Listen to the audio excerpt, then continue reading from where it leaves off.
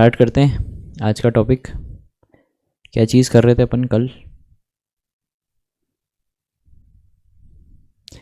Protein folding. Okay, क्या क्या देखा था उसमें?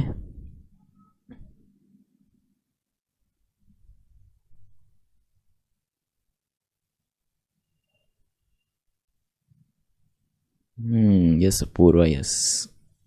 चैपरॉन प्रोसेस। ओके, फिगर्स देखी थी, डीनेचुरेशन देखा था कल अपन ने। ओके, फोल्डिंग के अंदर अपन ने सबसे वो एक स्ट्रक्चर देखा था, डायग्राम देखा था, एक पहाड़ जैसा, इन्वर्टेड पहाड़ जैसा। यस, मोल्टन ग्लोब्यूल्स था उसके अंदर। और प्रोटीन जब फोल्ड होता है तो क्या क्या चीज़ें होती है उसमें? सबसे पहली चीज़ क्या होती है प्रोटीन फोल्डिंग के टाइम?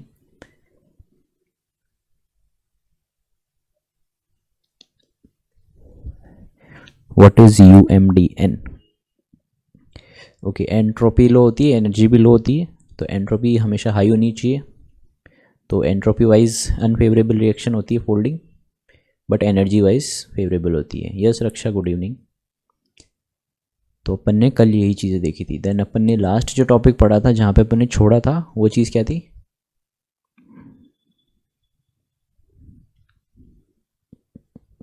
तीन कंडीशंस के अंदर फोल्डिंग करना।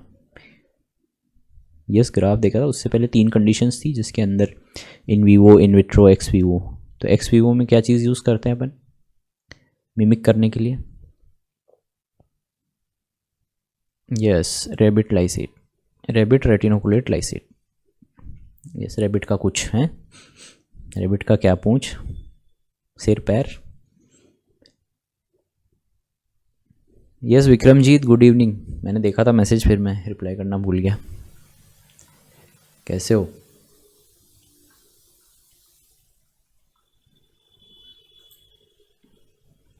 Yes, reticulocyte. ओके, तो आज जो है अपन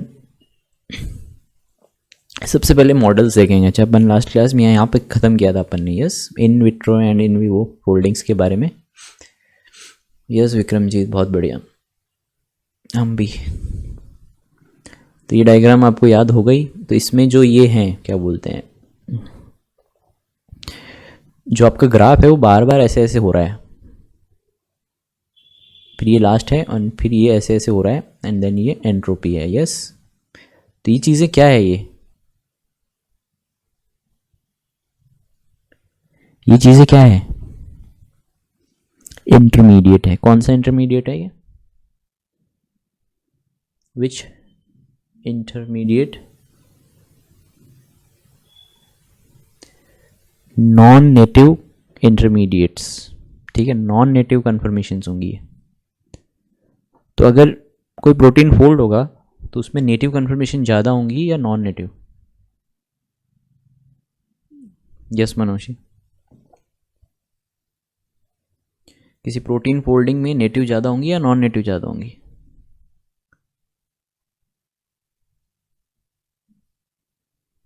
नॉन नेटिव होंगी।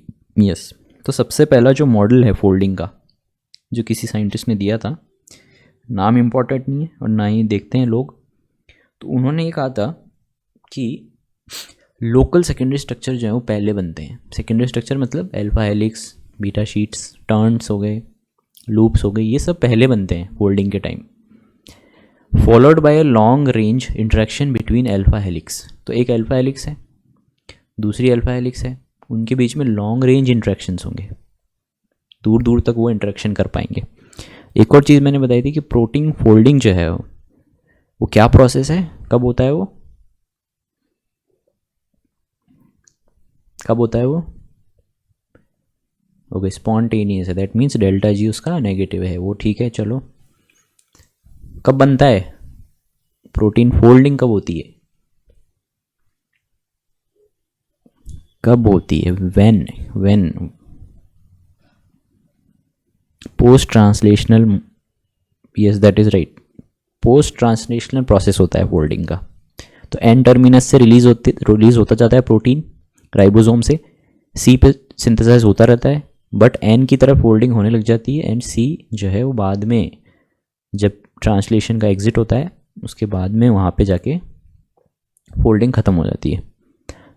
तो सेम चीज़ अब जो फोल्डिंग हो रही है पोस्ट मतलब ट्रांसलेशन के साथ साथ, yes, not post translational Shubhajit, cotranslational, sorry, को ट्रांसलेशनल, ये संजू को ट्रांसलेशनल, ट्रांसलेशन के साथ साथ।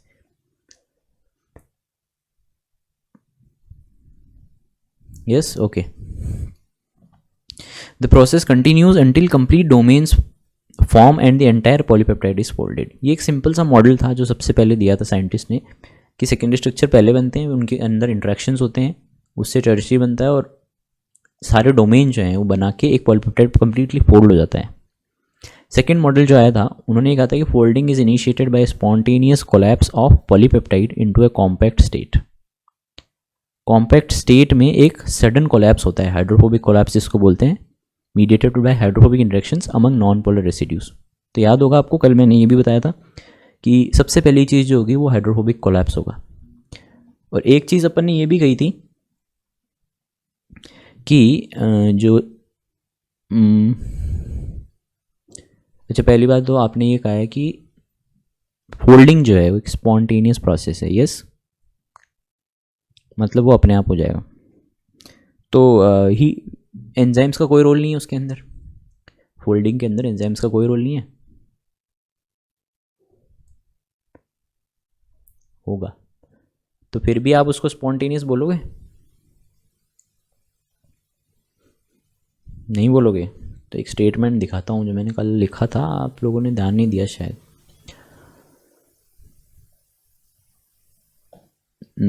कहाँ है वो?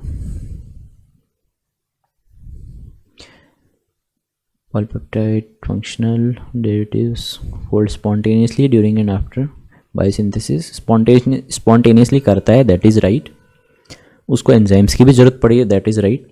बट चैपरोन्स जो होते हैं, जो एंजाइम्स होते हैं, वो कहाँ नेसेसरी हैं? एक क्राउडेड इंट्रासेलुलर एनवायरनमेंट में। और यहाँ पे देखो, most globular proteins are able to assume their native state unassisted.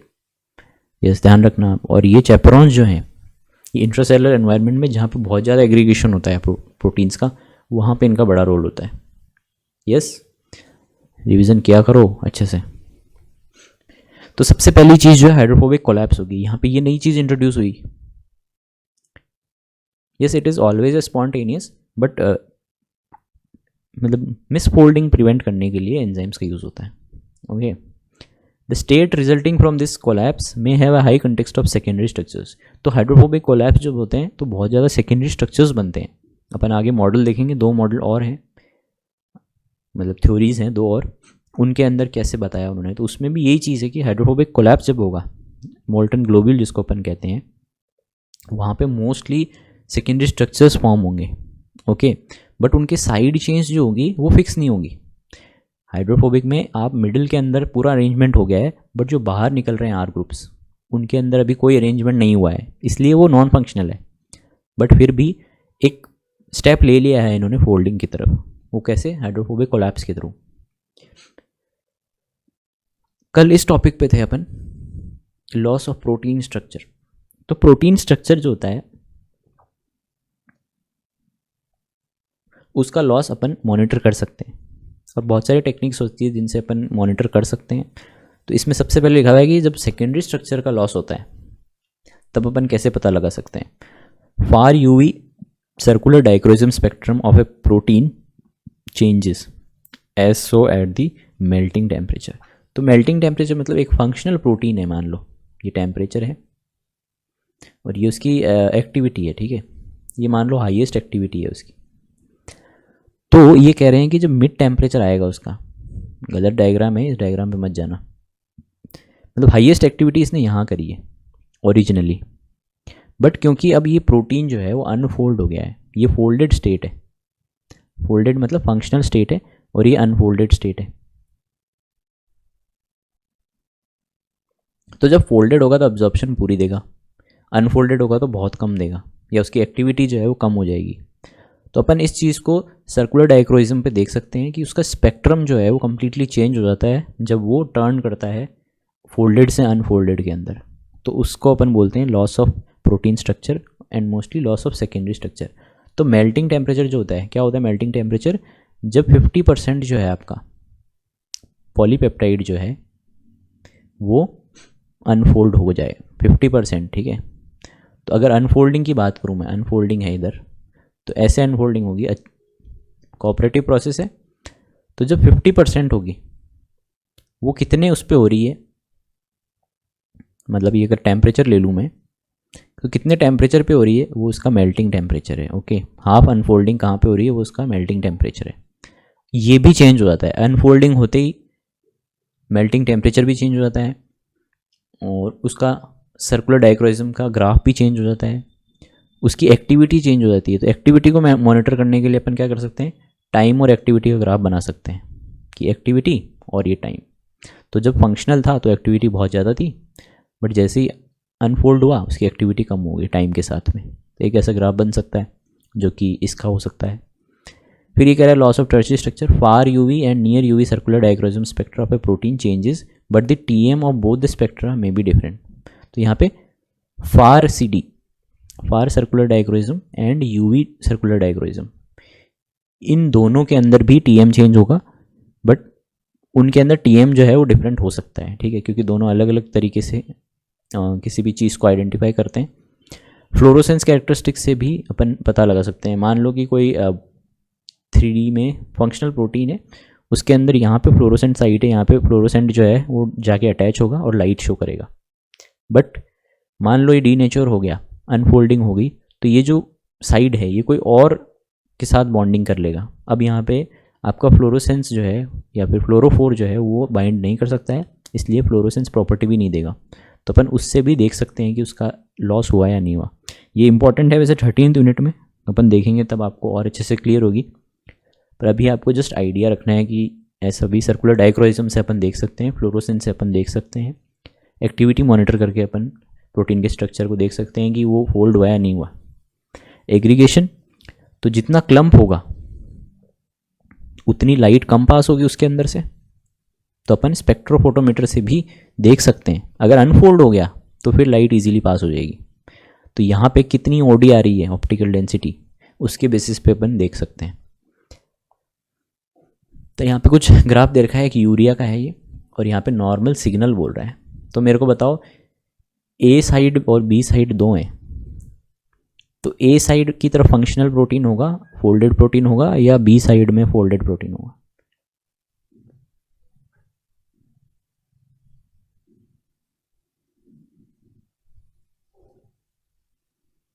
A side में होगा या बी साइड में होगा फोल्डेड वाला? तो वो ए साइड में होगा। क्यों? क्योंकि क्या चीज़ नोटिस करनी है कोई भी ग्राफ में, एक्स एंड वाई एक्सिस। सबसे पहली चीज़ आंख बंद करके पहले ये देखना है, उनको समझना है, फिर अपन को बात करनी है। तो क्योंकि फोल्डेड है इसलिए सिग्नल ज़्यादा मिलेगा मेरे को, नहीं सिग्नल की बात हो रही है। जब आप यूरिया डालोगे तो यूरिया क्या है,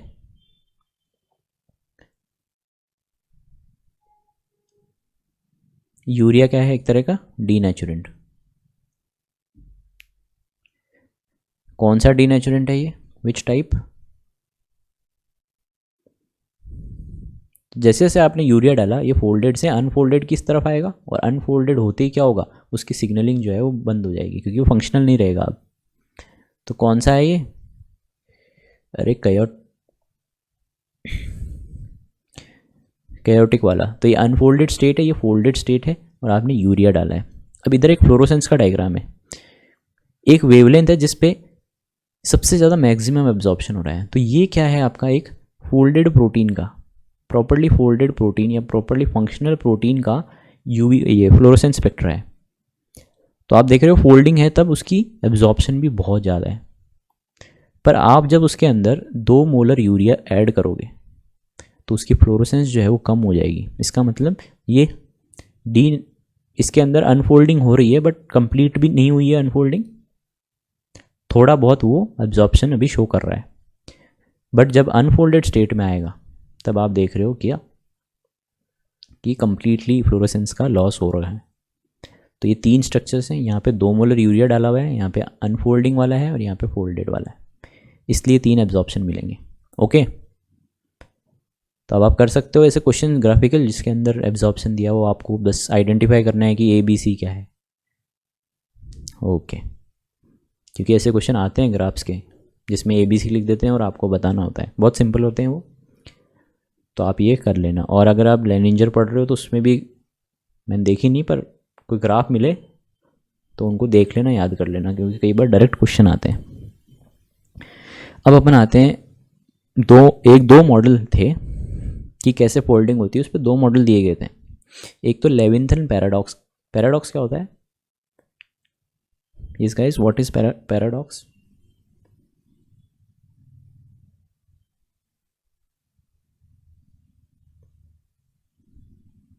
भूल भुलैया। मतलब पैराडॉक्स होता है जिसको मतलब किसी ने कहा बट लोग उस पर सवाल कर देते हैं कि कैसे कैसे, जब उसको प्रूव करते हैं तो वो मतलब पता लगता है कि ये तो सब झूठ था।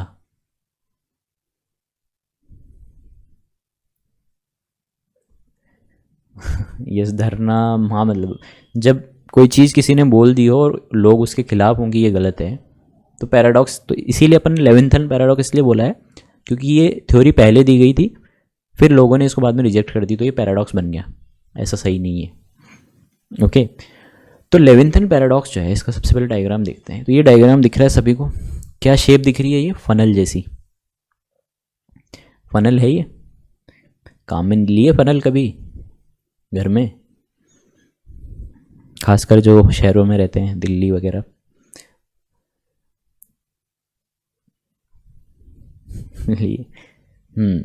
वॉल्केनो लग रहा है ये। तो इसके अंदर आप क्या देख रहे हो? वही सेम डायग्राम जो अपन उस टाइम देखा था। तो आप देख रहे हो कि इसकी फ्री एनर्जी जो है वो डिक्रीज हो रही है। तो इसका मतलब नेटिव स्ट्रक्चर की सबसे कम एनर्जी है। यस, और ऊपर जो है ये एंट्रोपी भी देखिए, एंट्रोपी बहुत ज़्यादा है। तो यहाँ पे अनफोल्डेड स्टेट है ऊपर की साइड, और ये नेटिव स्ट्रक्चर है। तो ये नेटिव स्ट्रक्चर, ये अनफोल्डेड है, मोल्टन ग्लोब्यूल बन रहा है बीच में। आप देख रहे हो कि इसके अंदर ऐसे कुछ माउंटेन जैसे बन रहे हैं। तो ये सब क्या है? माउंटेन क्या है ये?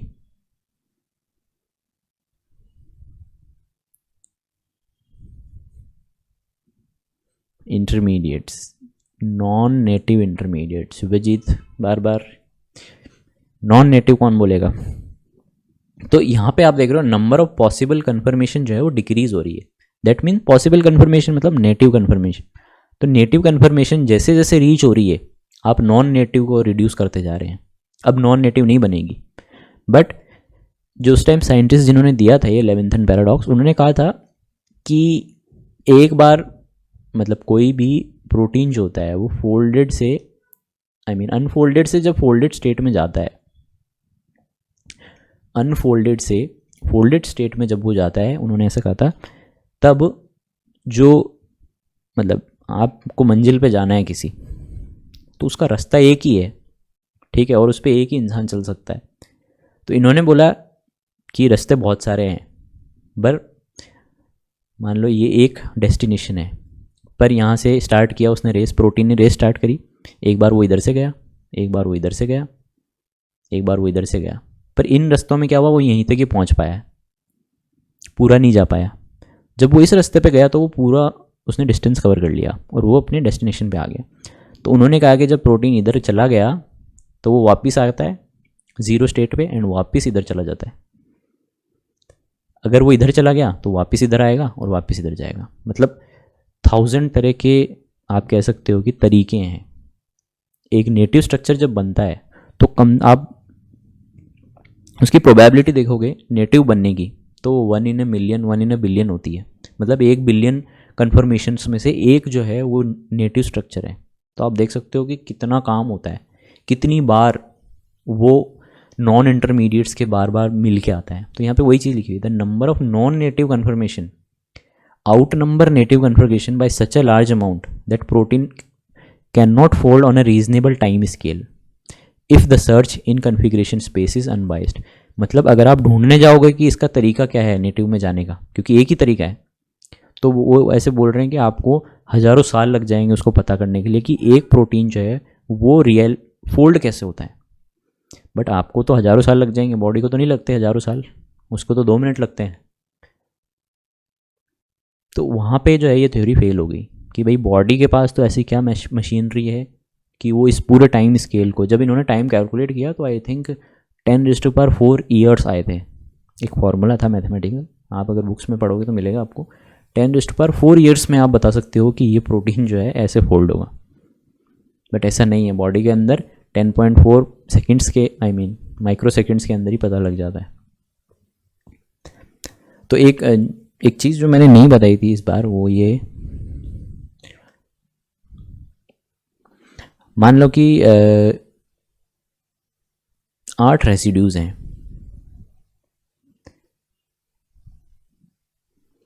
8 रेसिड्यूज़ हैं सिस्टीन के, तो कितने डाइसल्फाइड बॉन्ड बना सकते हैं? कितने डाइसल्फाइड बॉन्ड बना सकते हैं 8 सिस्टीन के residues?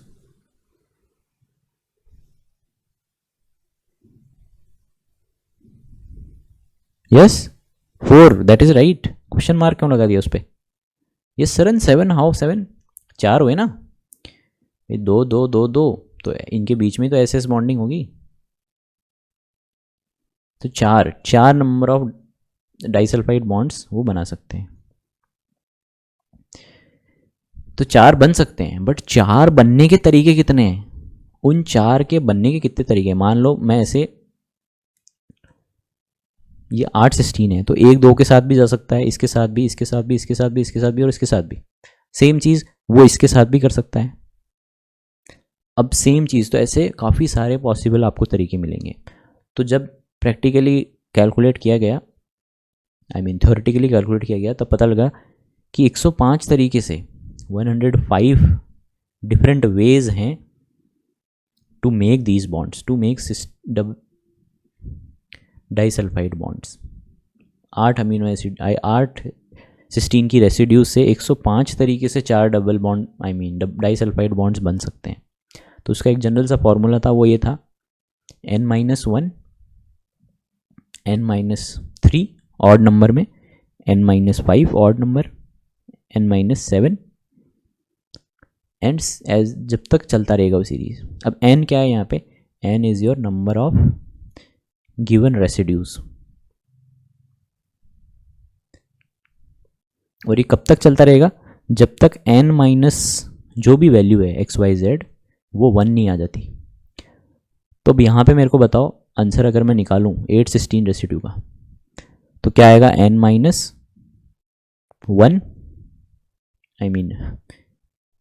8 - 1 is 7 multiplied by 8 - 3 is 5, 8 - 5 is 3 into 1, क्योंकि 8 - 7 is 1। तब कैलकुलेट करोगे तो 7 5 35, 35 3 जा 105 आएगा, ठीक है। तो इस तरीके से आप कैलकुलेट कर सकते हो। तो अगर मान लो गेट वगैरह में या नेट वगैरह में, या फिर मान लो कि उनका दिमाग घूम जाए और वो ऐसा कोई क्वेश्चन दे दें कि इतने रेसिड्यूज हैं, उसमें कितने तरह के डबल बॉन्ड डाइसल्फाइड बॉन्ड बनेंगे, या फिर कितने पॉसिबल वेज हैं कि ये बॉन्ड फॉर्म करेगा, कोई भी सिस्टीन की बात नहीं कर रहा हूँ मैं, तो आपको इस फार्मूले से कैलकुलेट करने हैं। फार्मूला ईजी है, याद रहेगा सभी को?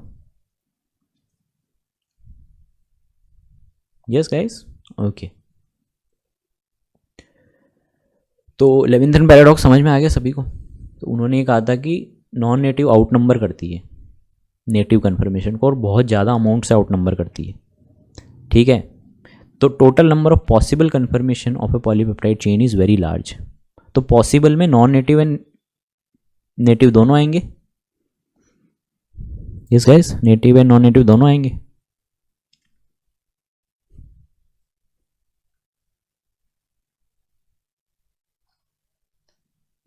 नहीं, पॉसिबल कन्फर्मेशन मतलब नेटिव कन्फर्मेशन। अब नेटिव भी ऐसा थोड़ी है कि एक ही नेटिव स्ट्रक्चर हो सकता है किसी भी प्रोटीन का, काफ़ी सारे नेटिव कन्फर्मेशन हो सकते हैं उसके, ऐसी बात नहीं है एक ही होगा। हाँ, उसकी एनर्जी कम होगी, बट कई बार क्या होता है कि लोएस्ट एनर्जी तक जाने से पहले भी कई बार वो प्रोटीन फंक्शनल बन जाता है। ये खैर डिटेल स्टडीज़ हैं, आप जब रिसर्च पेपर पढ़ोगे नए वाले तो उनमें आपको डिस्कवरीज पता लगेंगी नई नई, उसको छोड़ देते हैं अपन अभी। बट यहाँ पे ये बोल रहा है कि जो पहली बात तो नॉन नेटिव ज़्यादा होते हैं नेटिव से, दूसरी चीज़ पॉसिबल कन्फर्मेशन भी बहुत ज़्यादा हो सकते हैं। पॉसिबल कन्फर्मेशन मतलब एक चेन में, पॉलीपेप्टाइड चेन क्या होती है, ऐसी होती है। अब उसमें यहाँ पे भी फोल्डिंग हो सकती है और फंक्शनल बन सकता है, यहाँ पे भी फोल्डिंग होकर फंक्शनल बन सकता है, इधर भी बन सकता है। तो उस चीज़ में ये बोल रहा है कि पॉसिबल कन्फर्मेशन जो है वो बहुत ज़्यादा हो सकते हैं। It takes an astronomical length of time to find the correct structure by means of a systemic search of all conformation page. तो आपको अगर एक एक्यूरेट नेटिव स्ट्रक्चर बतानी है तो आपको उसको ढूंढने में करोड़ों साल लग सकते हैं। तो ये थ्योरी एकदम फेल हो गई थी। उसके बाद जो थ्योरी आई थी वो आई थी स्टोकेस्टिक अप्रोच। स्टोकेस्टिक अप्रोच वो होती है जिसके अंदर अपन स्टैट्स अप्लाई करते हैं, और स्टैट्स क्या होती है, डेटा के बेसिस पे बनती है। मतलब आपको पता नहीं है रियलिटी में पॉसिबल है या नहीं है, बट आप फॉर्मूले निकाल के थ्योरेटिकली आप प्रूव कर सकते हो कि हाँ ऐसा कुछ है। तो स्टोकेस्टिक अप्रोच में इन्होंने कहा था कि folding process does not involve a series of mandatory steps between specific partially folded state but rather is stochastic search of many conformation accessible to a polypeptide chain. इसका मतलब ये है कि जब फोल्डिंग होती है तो ज़रूरी नहीं है कि वो नॉन नेटिव स्ट्रक्चर बनने के बाद में अगेन अपना कन्फर्मेशन चेंज करके नेटिव में आएगी, ऐसा ज़रूरी नहीं है। कई बार प्रोटीन्स जो हैं वो डायरेक्टली एक ही तरफ चलते हैं और सीधा नॉन नेटिव भी बना लेते हैं, और यही जो है ये पॉसिबल है। ये पॉसिबल इसीलिए है क्योंकि आपकी बॉडी में जब प्रोटीन फोल्ड होता है तो एक बार में ही वो फंक्शनल बन जाता है। तो इसका मतलब ये हुआ कि नॉन नेटिव कन्फर्मेशन जो है वो उनको पता होती है कि ऐसे नहीं करना है, अपन को कैसे बनाने हैं बॉन्ड, कैसे फोल्ड होना है कि आप एक फंक्शनल बन जाओ, वो प्रोटीन्स को ऑलरेडी अपने दिमाग में फिक्स होता है। इसलिए वो इस तरह से फोल्ड होते हैं कि सीधा लोवेस्ट एनर्जी के अंदर जाके मिले। ओके, तो ये थी आपकी स्टोकेस्टिक एंड लेविंथन पैराडॉक्स। तो लेविंथन पैराडॉक्स में आप देख सकते हो कि नॉन नेटिव बहुत ज़्यादा हैं हर जगह, बहुत नेटिव बहुत कम है। तो आप देखो यहाँ पे अगर फोल्ड हुआ तो ये तो नेटिव स्ट्रक्चर है, ये पार्शियली फोल्डेड स्टेट्स हैं, ये एग्रीगेट बन गया, ये फंक्शनल नहीं है। यहाँ पे ऑलिगोमर बन गया, ये किसी और यूज़ के लिए काम आ सकते हैं, ये किसी और में, ये किसी और यूज़ के लिए आ सकते हैं। तो ऐसा भी हो सकता है। ओके, वही चीज़ें, conformational space accessible to the polypeptide chain is reduced as the native state is approached. तो जैसे जैसे नेटिव स्टेट आती है वैसे वैसे नॉन नेटिव की पॉसिबिलिटी कम होती जाती है। यस, ऑब्वियसली उस डायग्राम में भी समझ में आता है आपको। अगर यहाँ पे इस स्टेज पे आ गया वो प्रोटीन तो फिर वो नेटिव में ही जाएगा, अब वो वापस नॉन नेटिव में नहीं जा सकता, क्योंकि अगेन उसको एनर्जी चाहिए होगी, एनर्जी भी तो कम हो रही है, तो एनर्जी कहाँ से लाएगा। इसलिए पॉसिबल नहीं है कि, तो एक बार वो जैसे जैसे नीचे आता जाता है एनर्जी के लिए वैसे वैसे पॉसिबिलिटीज़ जो है वो कम हो जाती है नॉन नेटिव की। ये चीज़ थी मेन स्टोकेस्टिक अप्रोच के अंदर। और वही चीज़ें यहाँ पे attempt to find the lowest energy structure, वही चीज़ें लिखी हुई, आप पढ़ लेना, कोई दिक्कत नहीं आएगी। तो ये थी आपकी stochastic approach and Levinthal paradox. Questions आते हैं, इनको पढ़ के जाना। ये लाइसोजाइम की फोल्डिंग है, वही सेम चीज़ अनफोल्डेड के अंदर उसकी जो है रैंडमनेस बहुत ज़्यादा होती है, एंट्रोपी ज़्यादा होती है, एनर्जी ज़्यादा होती है, फिर वो इंटरमीडिएट्स, उसमें काफ़ी सारे इंटरमीडिएट बनते हैं, एंड लास्ट में जाके एक नेटिव कन्फर्मेशन मिलती है जिसकी लोवेस्ट एनर्जी होती है। अब अपन आते हैं मॉलिक्यूलर चैपरॉन्स के ऊपर। तो चैपरॉन्स असिस्ट करते हैं फोल्डिंग के अंदर। ओके, अच्छा, एक मॉलिक्यूलर चैपरॉन्स जो हैं वो फोल्डिंग में असिस्ट करते हैं। अगर मैं बोलूँ कि अनफोल्डिंग में असिस्ट कर, मतलब फोल्डिंग में असिस्ट करना मॉलिक्यूलर चैपरॉन्स का काम है, बट अनफोल्डिंग में असिस्ट करना वो किसका काम है?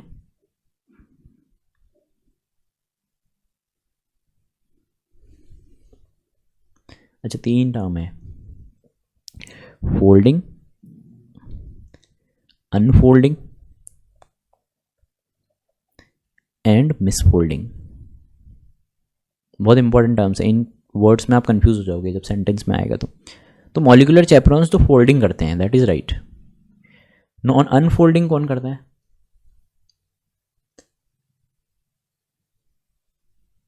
यस गाइस, अनफोल्डिंग कौन करता है? डीनेचुरेंट्स।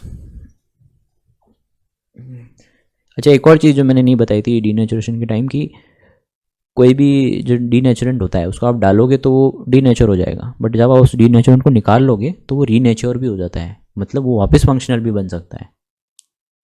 ओके, तो कहीं लिखा हुआ हो कि अगर अपन उसको एक्सट्रैक्ट कर लें डीनेचुरेंट को तो वो फंक्शनल बन जाएगा, यस वो डेफिनेटली बन जाएगा। अनफोल्डिंग मतलब डीनेचर करना, अनफोल्डिंग मतलब उसको डीनेचर ही होता है, बट अनफोल्डिंग में मतलब आप नॉन फंक्शनल बना रहे हो, दैट इज राइट, मतलब टेक्निकली वो डीनेचुरेंट ही है, बट मॉलिक्यूलर चैपरॉन्स इसका आंसर है। अनफोल्डिंग भी मॉलिक्यूलर चैपरॉन्स करते हैं। अनफोल्डिंग मतलब कि फोल्डिंग के टाइम जब नॉन नेटिव इंटरमीडिएट बनता है तो उसको जब वापस ब्रेक करके नेटिव में बनाना पड़ता है तब उसको अनफोल्डिंग फोल्डिंग कहते हैं। और वो दोनों जो हैं वो मॉलिक्यूलर चैपरॉन करते हैं। तो आपने देखा होगा सेकंड कौन सी यूनिट है, सेकंड यूनिट नहीं पढ़ी आप लोगों ने, जहाँ पे अपन सिग्नल हाइपोथेसिस पढ़ते हैं, उसके अंदर आपने देखा होगा कि मॉलिक्यूलर चैपरॉन जो है वो सरफेस पे भी होते हैं और अंदर भी होते हैं। तो सरफेस पे तो वो क्या करते हैं, अनफोल्ड करते हैं, और अंदर आने के बाद उनको वापस फंक्शनली फोल्ड कर देते हैं। याद है?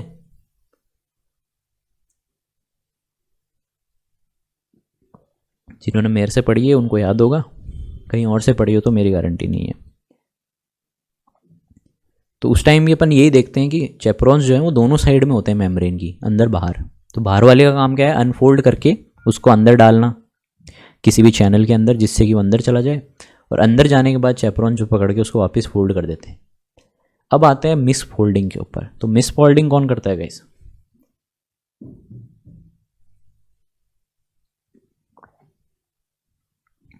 मैंने प्लस में करवाई थी किसी पास? Okay, one more thing guys, कि वो जो यूजीसी वाला स्टेटमेंट था उसमें मतलब ये है कि अप्रैल में हो सकता है। यस, तो अगर अपन मान के चलें, होना नहीं चाहिए, मान के चलें कि अप्रैल में पेपर है, तो अप्रैल तक मैं काफ़ी सारी यूनिट्स करवा दूंगा। बट जो लोग फ्री हैं उनको बोल रहा हूँ, जिनके पास टाइम नहीं है वो तो इतना ही कर लो आप। पर बाई चांस अप्रैल में पेपर हो जाए तो आप उसको देना ज़रूर। मैंने जितना पढ़ाया उससे दोगे तो निकल भी जाएगा, क्लियर भी हो जाएगा, ऐसी बात नहीं। क्योंकि अप्रैल तक अपन मोस्टली मोटा मोटा पोर्शन कर लेंगे, इंपॉर्टेंट जिसके सबसे ज़्यादा क्वेश्चन आते हैं वो अपन कर लेंगे। एक्स्ट्रा आप जो हैं वो कहीं और से देख सकते हैं। अनअकैडमी किसी पास प्लस का सब्सक्रिप्शन हो तो वहाँ पे मेरे सेल बायोलॉजी देख लेना। और फोर्थ यूनिट जो है वो तो मैंने स्पेशल में करवाई है, फ्री में। सारी फोर्थ यूनिट मैंने स्पेशल में करवाई है, तो वहाँ से देख सकते हो अगर किसी को तैयारी करनी हो तो। ओके, नहीं करनी है तो कोई दिक्कत नहीं। चैपरॉन्स तो वहीं करवाए हैं मैंने प्लस में।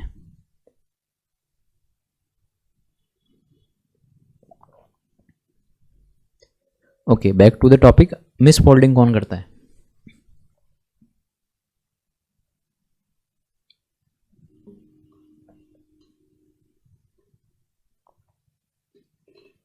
किसी को नहीं पता?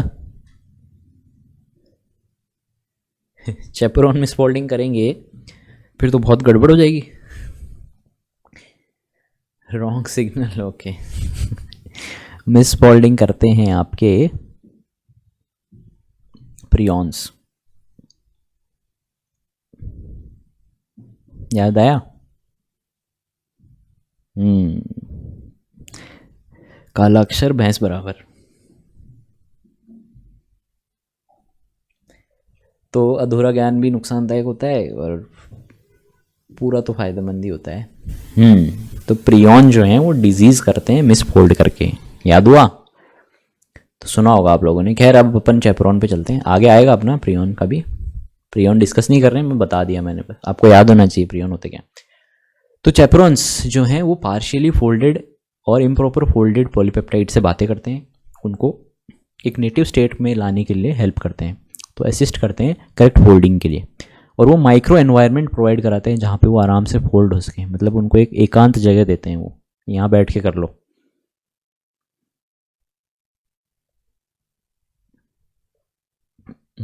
पूरा ज्ञान तो कोई नहीं दे सकता।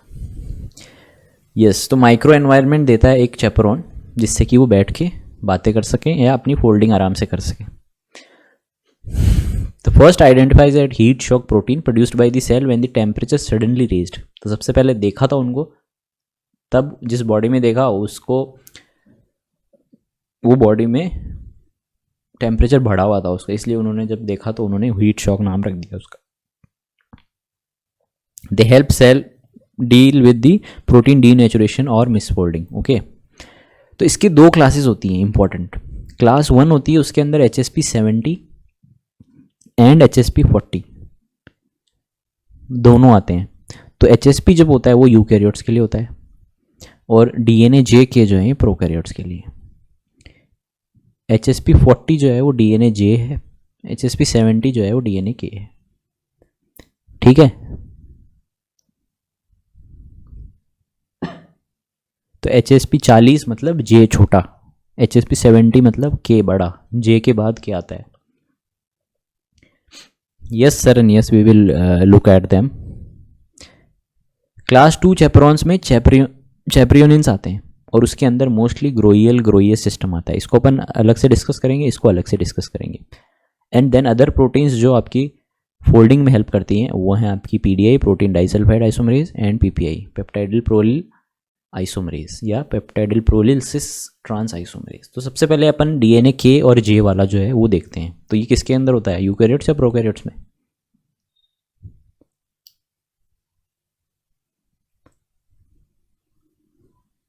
ये होता है प्रोकैरियोट्स के अंदर। ओके, तो अब मेरे को बताओ DNA K जो है उसका होमोलोगस क्या है यूकैरियोट्स में? HSP 70। Yes, okay. तो सबसे पहला जो होता है इसमें स्टेप वो ये होता है कि DNA J जो है, याद रखना ये प्रोसेस पूरा, क्वेश्चन पूछे जाते हैं। DNA J आता है, DNA J क्या करता है, अनफोल्डेड प्रोटीन जो है उसको ले जाके इंटरेक्शन करता है DNA K के साथ में। DNA K जो है वो ओरिजिनली ATP बाउंड होता है, याद रखना ATP बाउंड में ही मिलता है। अब ये DNA J के साथ में इंटरेक्शन करके उस मिस अनफोल्डेड प्रोटीन को पकड़ लेते हैं। पकड़ लिया, समझ लिया यहाँ तक? अब क्या होगा, ये दोनों ATPs, दो ATPs याद रखना, दो ATPs बाउंड होती हैं, इस पर भी क्वेश्चन आता है। अब इन दोनों ATPs का हाइड्रोलिसिस होगा। हाइड्रोलिसिस होते क्या बन जाएगा, ATP से ADP, ADP बाउंड स्टेट में आ गया ये। जैसे ही ATP हाइड्रोलिसिस होता है कुछ स्ट्रक्चरल कन्फर्मेशनल चेंजेस होते हैं प्रोटीन के अंदर टूवर्ड्स दी नेटिव स्ट्रक्चर। तो नेटिव स्ट्रक्चर की तरफ जा रहा है ये, तो आप कह सकते हो कि कोलैप्स हो गया, या फिर कोई R ग्रुप्स इंटरेक्ट कर रहे हैं, एक फोल्डिंग की तरफ जा रहे हैं, नेटिव स्ट्रक्चर की तरफ ये कदम बढ़ा रहे हैं। अब क्या होगा, क्योंकि ये हाइड्रोलाइज हो गई है ATP, तो इस ADP को रिमूव करना ज़रूरी है। ओके, तो ADP रिमूव कैसे होगी, ये किस फॉर्म में, फ्री फॉर्म में, मतलब सेल के अंदर फ्रीली ये ATP बाउंड स्टेट में मिलता है। तो अपन को क्या करना पड़ेगा, इसके साथ ATP लगानी पड़ेगी। अब ADP को ATP में कन्वर्ट करने के लिए क्या चीज़ चाहिए अपन को, न्यूक्लियोटाइड एक्सचेंज फैक्टर्स। याद है 4th यूनिट का टॉपिक है ये। तो यहाँ पे जो न्यूक्लियोटाइड एक्सचेंज फैक्टर है वो कौन है, ग्रुप E, GRPE बोलते हैं उसको। ये एक तरह का न्यूक्लियोटाइड एक्सचेंज फैक्टर है। ये ADP के साथ ग्रुप E जब जुड़ेगा तो ग्रुप E किसके साथ बाइंड करेगा, DNA J,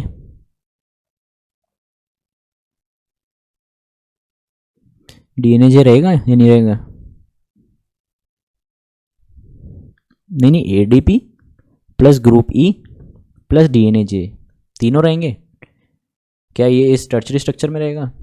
यस रहेगा, क्यों नहीं रहेगा भाई, DNA J भी तो है, ये रहा K, तीनों साथ में रहेंगे। Okay, in bacteria the nucleotide exchange factor is group E stimulates release of ADP। तो ADP रिलीज हो जाता है और उसकी जगह ATP बाउंड हो जाता है।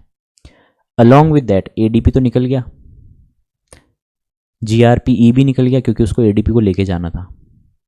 अब उसके साथ में DNA J भी चला जाएगा। ये तीनों एक टर्नरी कॉम्प्लेक्स बना के रिलीज हो जाएंगे, ध्यान रखना रिलीज हो जाएंगे। अब यहाँ पे क्या होगा, ATP अगेन आके जुड़ जाएगी। ओके, ATP जुड़ जाएगी तो ये DNA K जो है ये नेटिव स्ट्रक्चर में, अपने मतलब नॉर्मल स्ट्रक्चर में आ गया है। अब ये प्रोटीन जो है अंदर ही अंदर फोल्ड भी हो गई है। अगर ये सही फोल्ड हो गई है तब तो ये अपने सेल से बाहर निकल जाएगी और अपने काम में लग जाएगी। अगर नहीं होगी तो ये पार्शियली फोल्डेड प्रोटीन जो है ये सेम साइकिल को रिपीट करेगा DNA J और K के साथ मिलने के बाद में। समझ में आया सभी को ये साइकिल समझ में आई प्रोकैरियोट्स की? यस एवरीवन जो रिप्लाई नहीं कर रहे हैं। Yes Amjad not replying today, क्यों?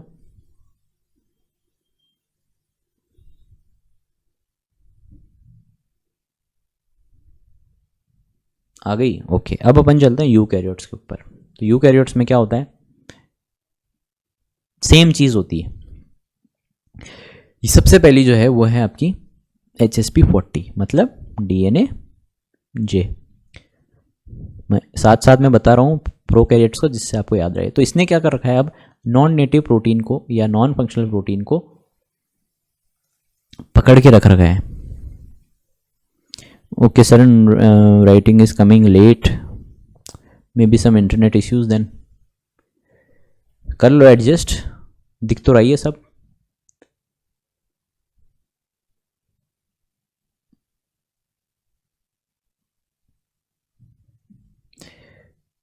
ओके अवधेश ने, ओके तो सबसे पहले HSP40 जो है वो नॉन नेटिव प्रोटीन को पकड़ के रखेगा। अब कौन आएगा आपका DNA के क्या था, हमेशा ATP बाउंड था, ठीक है। यहाँ पे कौन होगा, HSP70 रहेगा ATP बाउंड स्टेट में, ध्यान से देखना इसको। अब ये ATP बाउंड स्टेट जो है वो HSP40 के साथ में जाके बाइंड हो जाएगा। बाइंड होते ही क्या होगा, ATP का हाइड्रोलाइसिस होगा। ATP का हाइड्रोलाइसिस होते ही क्या हो रहा है यहाँ पे, क्या ऑब्जर्व कर रहे हो आप, ATP का हाइड्रोलाइसिस होते ही क्या चेंज हो रहा है,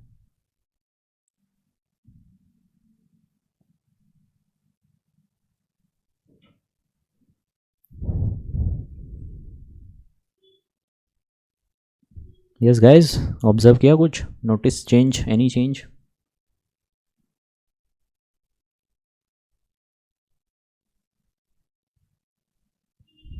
अरे भाई यहाँ पे क्लोज हो गया ये, यस क्लोज हो गया ये, इसकी कन्फर्मेशन चेंज होगी। देखो आप, ओरिजिनली HSP70 ओपन फॉर्म में था, ATP हाइड्रोलाइसिस होती ही क्लोज हो गया है, very important, poor observation skills again.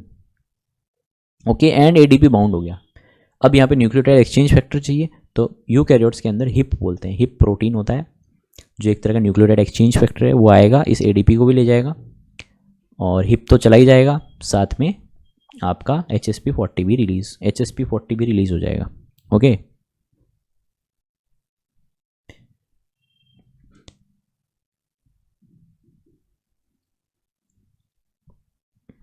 Okay एक और चीज़ आपने नोटिस करी यहाँ पे, वो क्या करी है, कौन बताएगा। अगर स्पॉट द डिफरेंस बोलूँ मैं पिछले डायग्राम और इस डायग्राम में, तो एक मेजर डिफरेंस अभी तक अपन ने जितना पढ़ा है उसमें एक मेजर डिफरेंस है, वो क्या है, ये स्ट्रक्चर भी देख लो और ये भी देख लो, ध्यान से देखना।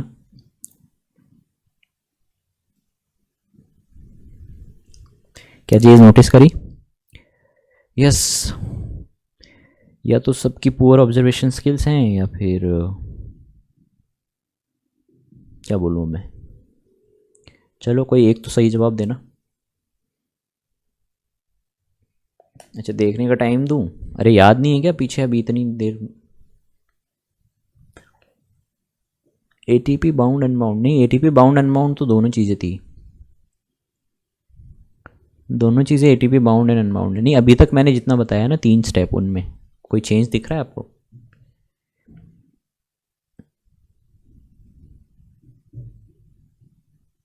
पिछले डायग्राम से और इस डायग्राम से, प्रोकैरियोट्स और यूकैरियोट्स में स्पॉट द डिफरेंस।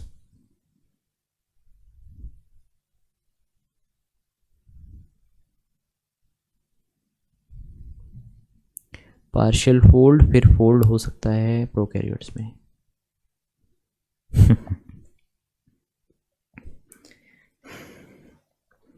जो आपका DNA ADP और एक्सचेंज फैक्टर सब कॉम्प्लेक्स बन के चले गए थे, पर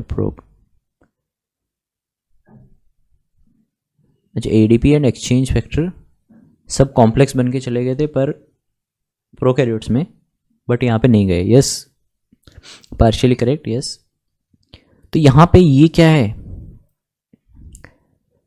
इनऑर्गेनिक फॉस्फेट के साथ में HSP40 भी रिलीज हो गया है, तो मतलब DNA कौन सा, DNA J रिलीज हो गया है, पर यहाँ पे आप क्या देख रहे हो, यहाँ पे सिर्फ इनऑर्गेनिक फॉस्फेट रिलीज होगा, along with that DNA J जो है वो यहाँ पे रिलीज होगा, नेक्स्ट स्टेप के अंदर रिलीज होगा।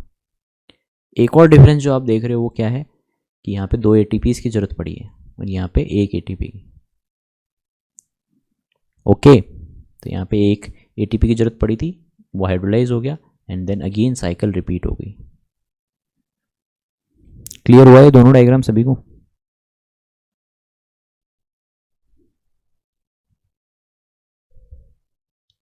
आगे चलते हैं चैपरानोनिन्स पे। तो चैपरानोनिन्स हैं, चैपरानोनिन एक्चुअली एक हेप्टामेरिक स्ट्रक्चर होता है, हेप्टामेरिक मतलब उसमें 7 सब यूनिट्स होती हैं, तो आप ध्यान से देखोगे तो इसके अंदर ग्रोइयल सिस्टम, अच्छा कौन सा टाइप है, दिस इज टाइप 2, टाइप 1 कौन सा था, HSP 40 एंड 70 वाला। ग्रोइएस सिस्टम जो है वो टाइप 2 है। अब यहाँ पे आप देख रहे हो हेप्टामेरिक मतलब ग्रोइएल मतलब लार्जर सब यूनिट, ग्रोईएस मतलब स्मॉलर सब यूनिट, ध्यान रखना। तो जो लार्जर सब यूनिट है वो भी उसके 7 सब यूनिट हैं और उसके भी 2 पोर्शन है, तो दोनों साथ साथ के हैं। तो एक ये लार्ज है और एक ये लार्ज है, और ये सातों के सातों एटीपी बाइंड कर सकते हैं, और हर मोनोमर के ऊपर एक एटीपी बाइंड हो सकता है। तो यहाँ पे 7 एटीपी बाइंड हो सकते हैं और नीचे वाले पे भी 7 एटीपी बाइंड हो सकते हैं। तो टोटल 14 एटीपी बाइंड हो सकते हैं लार्जर कॉम्प्लेक्स के साथ में। ओके, एंड देन जो ग्रोइएस है वो हमेशा कैप की तरह लगता है, वो भी हेप्टामेरिक होता है, वो कैप की तरफ लगता है, या तो ऊपर लगता है या नीचे लगता है। ओके, और उसको एटीपी की ज़रूरत नहीं होती है। एटीपी जो है वो इन लार्जर सब यूनिट्स की ही उसके रेगुलेशन में हेल्प करती है, ग्रोइएस के। अब अपन इसका मैकेनिज्म समझते हैं। तो सबसे पहले अनफोल्डेड प्रोटीन आएगा। ग्रोइएल जो है वो एडीपी बाउंड स्टेट में होगा, ADP not ATP. Unfolded protein जो आएगा वो उधर आएगा जहाँ पे कैप नहीं है, ग्रोइएस नहीं है। एक तरफ ग्रोइएस है, एक में नहीं है। ओके, तो नीचे ग्रोइएस है, ऊपर नहीं है। यहाँ पे अनफोल्डेड प्रोटीन आके इसके अंदर चला गया। अब ग्रोइएल की के पास में 7 एटीपी आएंगी। एटीपी बाउंड होंगी ऊपर वाले से, नीचे वाले से ऑलरेडी एडीपी बाइंड है अभी भी। ठीक है, अब एटीपी बाइंड हो गया तो दूसरा स्टेप क्या होता है, उसका हाइड्रोलिसिस होता है। इस एटीपी का हाइड्रोलिसिस होगा तो क्या रिलीज होगा, एडीपी। कितनी, 7। और यहाँ पे ऑलरेडी एडीपी है, क्योंकि जो न्यूक्लियोटाइड एक्सचेंज फैक्टर आएगा वो सारी एडीपी ले जाएगा। तो टोटल कितनी एडीपी निकालेगा वो इस पूरे स्ट्रक्चर में से, इसमें से 14, दैट इज़ राइट। 7 इसकी एडीपी और 7 नीचे वाले को भी ले जाएगा। तो आप देख रहे हो 7 inorganic phosphate plus 7 ADP from the above 1 and 7 ADP from the below 1। अब क्योंकि यहाँ से एडीपी रिलीज हो गया है तो ये ग्रोइएस भी यहाँ से डिटैच हो जाएगा, निकल गया। अब ये इसके अंदर प्रोटीन जो है वो अपने मैकेनिज्म कर रहा है, नॉन नेटिव टू नेटिव में जा रहा है वो बार बार। अब यहाँ पे एटीपी आएगी 7 ग्रोइएस को लेके, तो ये एटीपीज तो जाके ऊपर वाले से बाइंड करेंगी और ग्रोइएस जो है ऊपर कैप बना लेगा। अब कैप बनाने से क्या होगा, ये पॉकेट के अंदर जो आपके प्रोटीन है वो चला गया। अब वो फोल्ड होगा उसको, क्योंकि कॉम्पैक्ट जगह मिल गई है, फोल्डिंग होगी उसके अंदर, इनसाइड द क्लोजर वो फोल्ड होगा। एंड अगेन जो है 7 एटीपी नीचे वाले के पास आएगी और यहाँ पे ये 7 एटीपी हाइड्रोलाइज भी हो जाएंगी। ये हाइड्रोलाइज होंगी तो इनऑर्गेनिक फॉस्फेट रिलीज होगा। नई 7 एटीपी आएंगी, वो नीचे वाले पे बाइंड करेंगी और नीचे वाले पे बाइंड करते ही ये ग्रोइएस निकल जाएगा। निकलते ही फोल्डेड प्रोटीन जो है वो भी अपने यहाँ से एग्जिट कर लेगा। अगर वो फोल्ड हो गया तो ठीक है, वरना वो सेम साइकिल को अगेन रिपीट करेगा। ओके गाइस, इसका क्वेश्चन आया हुआ है 2019 में, ध्यान से समझ लेना इस डायग्राम को। ओके, कुछ नहीं है, ग्रोइएल याद रखना है, ग्रोइएस याद रखना है। लार्जर सब यूनिट, सब स्मॉलर सब यूनिट। एटीपी किससे बाउंड करती है, लार्जर सब यूनिट से। ठीक है, ईएस क्या है, स्मॉलर सब यूनिट है। एटीपीज जो हैं वो कंटिन्यूसली हाइड्रोलाइज होती रहती हैं, न्यूक्लियोटाइड एक्सचेंज फैक्टर्स जो हैं वो रेगुलरली वर्क करते रहते हैं, जिससे कि प्रोटीन अंदर ही अंदर फोल्ड होता रहता है। तो एटीपी हाइड्रोलाइज होगी तो एनर्जी रिलीज होगी, वो एनर्जी जो है वो बॉन्ड फॉर्मेशन के अंदर हेल्प करेगी, मतलब फोल्डिंग के अंदर हेल्प करेगी। ओके,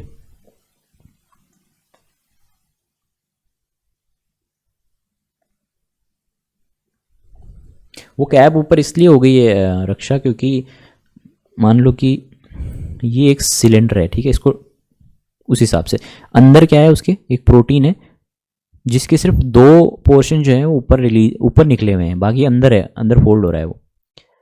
अब ये जो है इनको भी इंटरेक्शन करना है एक दूसरे के साथ में, तो यहाँ पे कैप जब लगेगी तो वो एक एनवायरनमेंट प्रोवाइड कराएगा, एक जगह प्रोवाइड करवाएगा, एक प्लेटफॉर्म प्रोवाइड कराएगा उनको इंटरेक्शन करने के लिए, इसलिए यहाँ पे कैप की ज़रूरत है। ओके ओके, सभी को समझ में आ गया?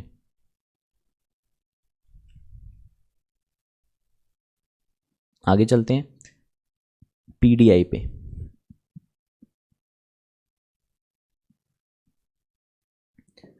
तो यहाँ पे डाइसल्फाइड आइसोमरेज है, और डाइसल्फाइड आइसोमरेज जो है वो दो तरह का होता है, एक तो रिड्यूस्ड फॉर्म का होता है और एक ऑक्सीडाइज्ड फॉर्म का होता है।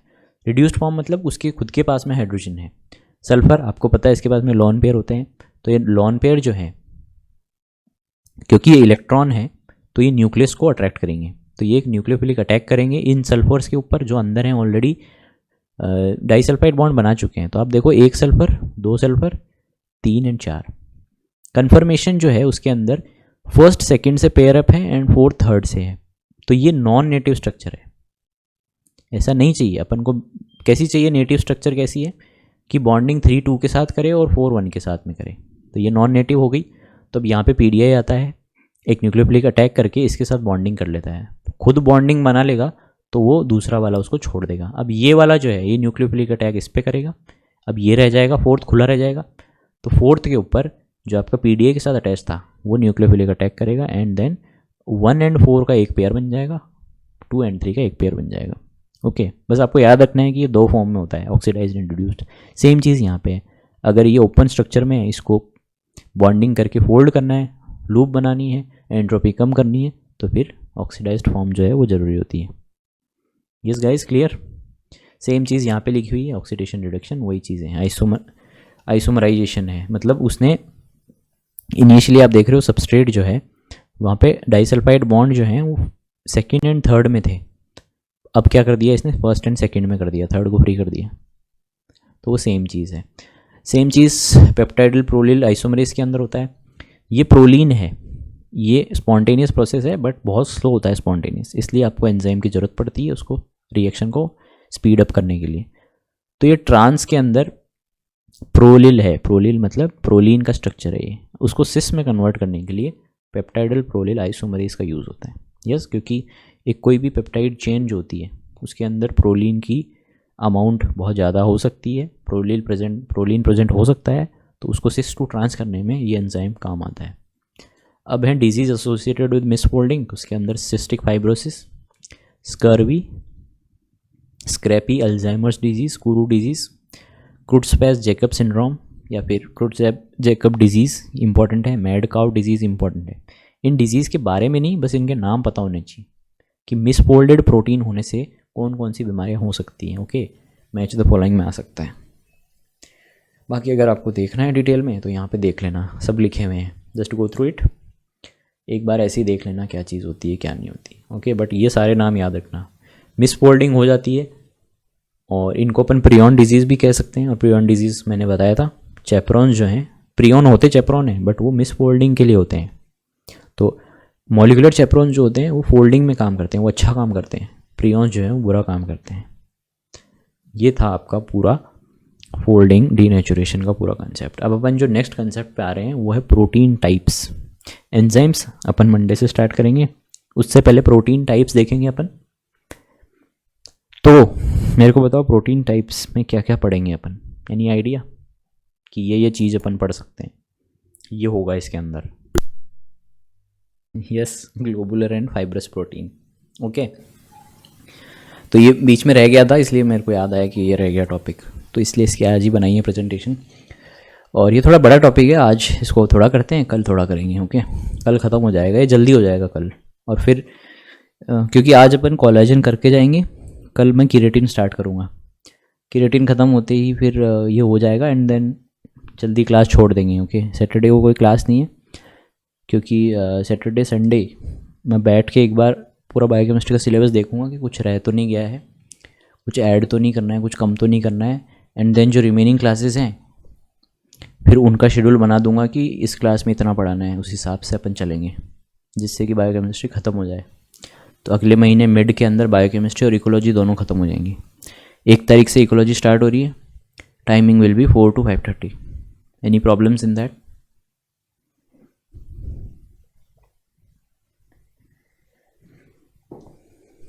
सैटरडे का क्विज़, हाँ सैटरडे का क्विज़ डिस्कशन होगा, दैट इज़ राइट। छोटा सा क्विज़ है, 10-20 क्वेश्चन है, डिस्कस करके जल्दी से क्लास ख़त्म कर देंगे। अगर आपको बातें करनी है तो बता देना, बातें भी कर लेंगे अपन।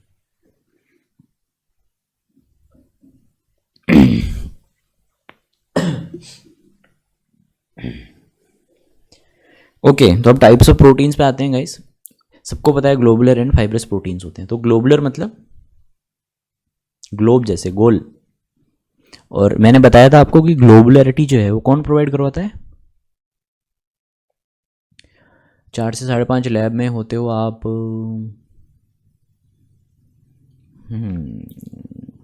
तो विक्रमजीत फिर और कोई टाइम है नहीं हमारे पास बेस्ट, क्योंकि हमने एक दिन बैठ के डिस्कस किया था, तब यही टाइम था जो परफेक्ट निकल रहा था। वैसे देखो इकोलॉजी कोई हार्ड नहीं है, आप रिकॉर्डिंग देख लो, क्योंकि बहुत बहुत कम कम चीज़ें हैं शुरू में। तो ऐसी चीज़ें हैं, एनवायरनमेंट क्या होता है, ए बायोटिक बायोटिक, ये फालतू की चीज़ें हैं, तो उनको तो आप रिकॉर्डिंग देख के भी कर सकते हैं। ओके, कर लेना एडजस्ट। कितने लैब तो हमेशा चलेगी फिर आपकी, तो हमेशा ही यही टाइम रहेगा दोनों क्लासेस का। ईजीएस्ट यूनिट है, बट हमेशा इकोलॉजी के मिनिमम 7 क्वेश्चन पार्ट सी के अंदर आते हैं। मिनिमम 7 क्वेश्चन, मतलब 28 नंबर के क्वेश्चन। हाँ, तो रिकॉर्डिंग देख लोगे तो कोई दिक्कत नहीं है। Okay, yes. तो आगे चलते हैं। ग्लोबुलरिटी कौन देता है? मैंने पहले भी डिस्कस किया था, हाइड्रोफोबिक इंट्रैक्शन देते हैं। Beta sheets give globularity. नहीं सरन, बीटा शीट आप लगभग पास में हो। टर्न्स, लूप्स, टर्न्स याद आया, मैंने वहाँ पे भी डिस्कस किया था कि ये ग्लोबुलरिटी के लिए होते हैं, hairpin loop structures. Okay, तो ग्लोबुलर जो प्रोटीन होते हैं उनका काम होता है एक प्रोटीन स्ट्रक्चर को कॉम्पैक्ट बनाना। कॉम्पैक्ट मतलब उनको पास पास लाना, बहुत ज़्यादा पास लाना। तो पास लाने से क्या होगा? वो स्ट्रक्चरल स्टेबिलिटी देंगे। Best example is collagen. क्या कोलेजन एक ग्लोबुलर प्रोटीन है?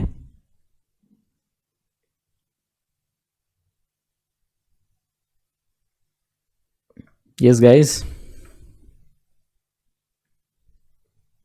क्या वो ग्लोबुलर है? मैं ये पूछ रहा हूँ।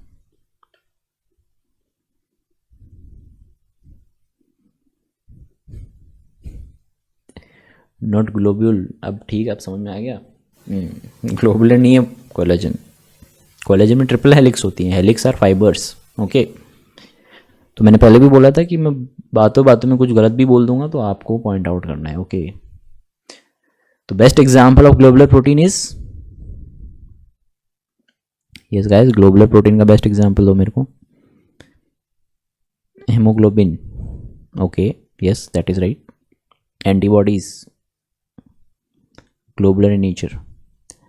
ओके, तो सॉल्युबल इन वाटर होती हैं। सबसे पहली बात, ग्लोबुलर प्रोटीन पानी में सॉल्युबल होती हैं, या फिर लिपिड बाइलेयर के अंदर भी वो मिक्स हो जाते हैं।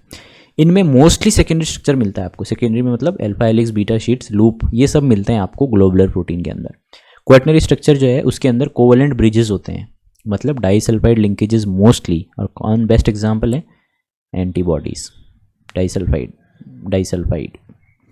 Functions in all aspect, metabolism, enzymes, transport, immune protection, hormones, इन सब में इसका मेजर रोल है। तो ग्लोबुलर को आप इग्नोर करो, सबसे इंपॉर्टेंट है फाइब्रस। ग्लोबुलर का पता होना चाहिए आपको कि क्या होते हैं, वाटर में सॉल्युबल होते हैं नहीं होते हैं, क्या क्या चीज़ें इनके अंदर होती हैं। तो मोस्टली सेकेंडरी स्ट्रक्चर्स होते हैं। फाइब्रस जो होते हैं ये इंपॉर्टेंट है, एक्सटेंडेड प्रोटीन स्ट्रक्चर्स होते हैं ये, ऐसे धागे की तरह, insoluble in water. Best example is your hair. कौन सा प्रोटीन होता है उसमें? केराटिन। केराटिन के अंदर, केराटिन 2 तरह के होते हैं। यस, तो आपने देखा होगा, गाय अच्छी नहीं बनाई है मैंने, उसके ऐसे सींग होते हैं।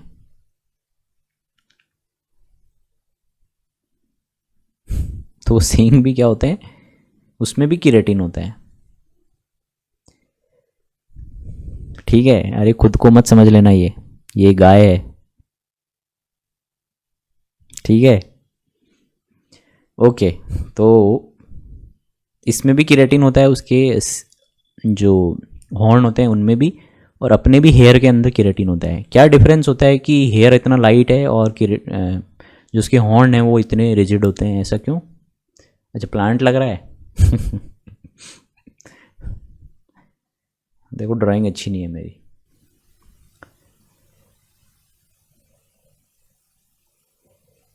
अच्छा, मैं कह रहा हूँ हेयर में भी केराटिन होता है और उसके हॉर्न्स के अंदर भी केराटिन होता है, बट हॉर्न तो बहुत रिजिड होते हैं, हेयर बहुत सॉफ्ट होते हैं, हाथ लगाते ही गिर जाते होंगे, टूट जाते होंगे, नाजुक से। तो ऐसा क्यों guys?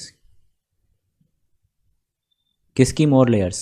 Intermediate filament, alpha keratin step. Yes, alpha keratin इसलिए टफ होता है क्योंकि उसमें डाइसल्फाइड लिंकेजेस जो हैं वो ज़्यादा होते हैं in number as compare to hair और हॉर्न के अंदर एक ही डिफरेंस है कि उनमें डाइसल्फाइड लिंकेजेस ज़्यादा होते हैं, इसलिए वो रिजिड हो जाते हैं, इनसॉल्युबल इन वाटर होते हैं। कभी देखा है कि गाय भैंस ने पानी के अंदर सिर दिया और उसके सींग गायब हो गए? नहीं, इनसॉल्युबल होता है वो। Secondary structure is simple based on only one type, only one, mostly कौन सा? हेलिक्स।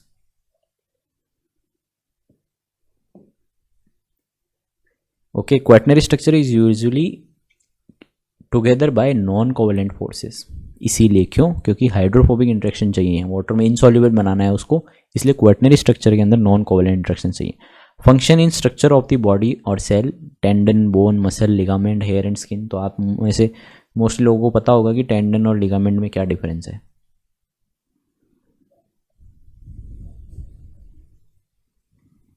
यस, क्या डिफरेंस है टेंडन और लिगामेंट्स में? मेरे को याद नहीं है इसलिए मैं पूछ रहा हूँ रिवीजन के लिए। कोई है यहाँ पे जूलॉजी एक्सपर्ट? अच्छा, लिगामेंट ज्वाइन करता है टू बोन्स को एंड अच्छा सरन तो कह रहे हैं कि बोन टेंडन होता है। Yes, bone to bone is ligament, पक्का? अच्छा, किसी ने देखा है लिगामेंट असली में? Bone plus muscle is ligament and bone is tendon. किसकी बात मानूं मैं? एक कोई ये बता दो कि ये सही है, इसका सही है। तो आई थिंक सरन सही कह रहा है कि बोन टू बोन जो है टेंडन होते हैं एंड बोन टू मसल्स जो होती हैं लिगामेंट्स होती हैं।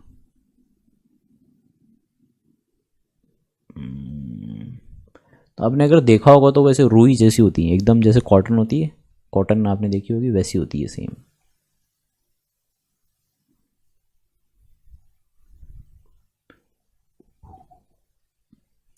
ओके, तो I think bone to bone tendon होते हैं एंड बोन टू मसल्स जो होते हैं वो लिगामेंट होते हैं। Yes yes Anju, okay okay okay okay, चलो बढ़िया। तो ये सब आपको पता होना चाहिए, क्या पता कभी ऐसा क्वेश्चन आ जाए। तो आगे चलते हैं गाइस। फाइब्रस प्रोटीन ये स्ट्रक्चरल होते हैं, जैसा मैंने बताया स्ट्रक्चरल में हेल्प करते हैं, स्ट्रक्चरल प्लेटफॉर्म देते हैं। इसमें पॉलीपेप्टाइड चेन्स का अरेंजमेंट जो होता है वो लॉन्ग स्ट्रैंड्स के अंदर या शीट्स के अंदर होता है। इसमें मोस्टली आपको सेकेंडरी स्ट्रक्चर एक सिंगल तरह की मिलेगी, और वो कौन सी है? आपकी alpha helix. Mostly alpha helix आपको दिखेंगी, जबकि फाइव ग्लोबुलर के अंदर आपको अल्फा हेलिक्स, बीटा शीट्स या लूप सब दिखती हैं आपको। ओके, एंड ये इनसॉल्युबल सॉल्युबल होते हैं वाटर में। So best example is alpha keratin, collagen, silk, fibroin and elastin. अपन ये सारे डिस्कस करेंगे। आज अपन कोलेजन देखेंगे, कल अपन फाइब्रोइन, इलास्टिन एंड केराटिन भी देख लेंगे। Okay, most of the polypeptide chain is parallel to a single axis.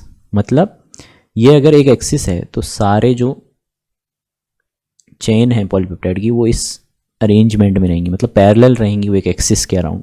अगर एक एक्सिस है तो उसके पैरेलल रहेंगी। Insoluble in water, give strength and flexibility to structure, have high concentration of hydrophobic residues, mechanically strong and high cross link. तो cross linking बहुत ज़रूरी है। एक पॉलीपेप्टाइड दूसरी पॉलीपेप्टाइड, उनके बीच में भी क्रॉस लिंकिंग होनी चाहिए, जिससे कि क्या है, रिजिडिटी मिले आपको। ग्लोबुलर के अंदर क्या है, ये स्पेरिकल शेप में फोल्ड हो जाते हैं। इसमें सेकेंडरी स्ट्रक्चर्स के अंदर भी अल्फा बीटा सब मिलते हैं आपको, और मोस्टली इम्यूनोग्लोबिन्स, मोटर प्रोटीन्स जैसे मायोसिन हो गया, ट्रांसपोर्ट प्रोटीन्स, रेगुलेटरी प्रोटीन के अंदर ग्लोबुलर स्ट्रक्चर प्रीडोमिनेंट रहता है। अब डिस्कस करते हैं कोलेजन को।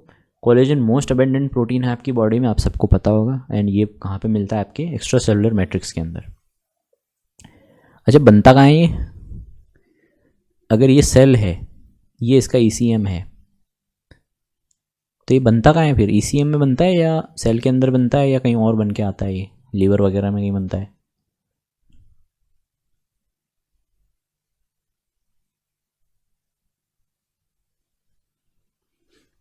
ईसीएम में बनता है। ओके, रक्षा कह रही है ईसीएम में बनता है। सेल के अंदर? मनुष्य तो कह रही है सेल के अंदर बनता है। अरे कोई भी चीज़ हो, कहीं भी हो, बनेगी सेल के अंदर ही। ओके, सेल के अंदर बन के उसका वेसिकल ट्रांसपोर्ट होता है। यस, कोलेजन का भी डीएनए है, उससे प्रोटीन बनेगा, प्रोटीन से फिर जो है उसके मॉडिफिकेशंस होंगे एंड देन कोलेजन बनेगा। ओके, अल्फा हेलिक्स बना हुआ है ना, अल्फा हेलिक्स आया कहाँ से है? प्रोटीन से ही तो बना है, वो प्रोटीन सारे सेल में बनते हैं। Common sense guys. ओके, तो एक तरह का फाइब्रस ग्लाइकोप्रोटीन होता है, ये ईसीएम में प्रेजेंट होता है।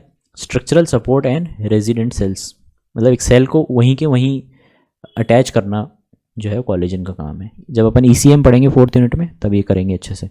Example skin, tendon, cartilage, bones and teeth, primarily produced by fibroblast and bye smooth muscle cells and epithelial cells. तो ये 3 तरह के सेल्स हैं जो इसको फॉर्मेशन में हेल्प करती हैं। ये आपको याद रखने हैं गाइस, तीनों सेल के नाम याद होने चाहिए, क्वेश्चन में पूछ सकते हैं। Principal component of connective tissue where tensile strength is needed. तो एक आप देख रहे हो अमीनो एसिड बन गए हैं, अमीनो एसिड से अमीनो एसिड की एक चेन बनेगी, दूसरी चेन बनेगी, तीसरी चेन बनेगी एंड देन ये तीनों इंटरवाइंड हो जाएंगी एक दूसरे के अंदर। तो कभी भी अपन इसको अल्फा हेलिक्स नहीं बोलते हैं। अल्फा हेलिक्स तो बहुत स्ट्रक्चर्ड वे है, बट ये एक तो पहली बात तो ये ट्रिपल हेलिक्स है, और तीसरा इनके अंदर जो ओरिएंटेशन है वो डिफरेंट होता है। मतलब आपने पढ़ा है ना, हेलिक्स जो है अल्फा हेलिक्स वो किस तरह से टर्न लेता है, कौन सा हैंडेड होता है वो, लेफ्ट या राइट?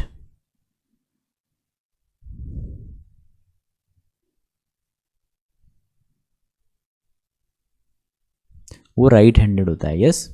जबकि कोलेजन जो होता है वो लेफ्ट हैंडेड होता है। ओके ओके, तो फिर माइक्रोफाइब्रिल बनता है, ये अपन देखेंगे आगे चल के। ओके, कैसे क्या बनता है।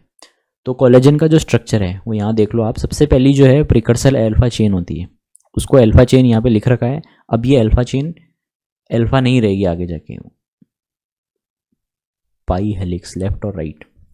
ओके, पाई हेलिक्स मोस्टली आप लेफ्ट हैंड राइट हैंडेड में कंसिडर करोगे। जितनी भी हेलिक्सेस अपन ने पढ़ी हैं वो सारी मोस्टली राइट हैंडेड होती हैं। ओके, यस अवधेश, देखेंगे वो अभी अपन देखेंगे। तो जो अवधेश ने बताया वो मैं बता ही देता हूँ कि जो इंडिविजुअल यूनिट्स होती हैं, इंडिविजुअल यूनिट मतलब जैसे ये प्रिकर्सर अल्फा चेन जो बनी है, चलो इसको एक साथ ही कराऊंगा मैं, कोई दिक्कत नहीं है। ओके अवधेश, समझ में आ जाएगा आपको बाद में। तो कोलेजन का स्ट्रक्चर आप देख रहे हो यहाँ पे, फाइनल स्ट्रक्चर दिया हुआ है। सबसे पहले यहाँ पे दिखा रखा है कि occurs in the ER lumen. तो मतलब जो अल्फा हेलिक्स बन के आया है, प्रोटीन बन के आया है, ये कहाँ पे बनता है? राइबोसोम पे। राइबोसोम से सिंथेसाइज होता है ये संजू, इसीलिए मैंने एक बार उसको स्किप कर दिया, मैं साथ में बता दूंगा एक। ओके, तो यहाँ पे जब अल्फा हेलिक्स बनता है, अल्फा चेन जो बनती है, इसको क्या कहते हैं गाइस? क्या कहते हैं इसको? कोई नाम होता है इसका इंडिविजुअल चेन का?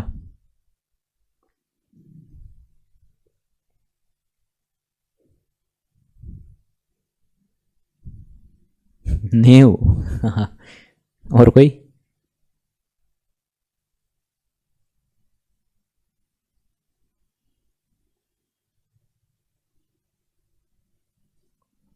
प्रिकर्सर, अरे लिखा तो है मेरे को पता है, पर इसको जैसे एक चेन, ये जो चेन है इसको आप पॉलीपेप्टाइड चेन ही कहोगे।